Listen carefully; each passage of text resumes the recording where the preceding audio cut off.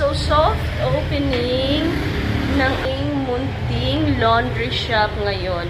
Hindi pa siya ganun ka-organized kasi as in today lang talaga kaming mag-o-open. Soft opening nga eh. So, hindi pa siya ganun ka-organized. Dito medyo magulo pa. And, ginagamay pa namin. So, meron na kami ditong konting stocks ng sabon, fabric conditioner.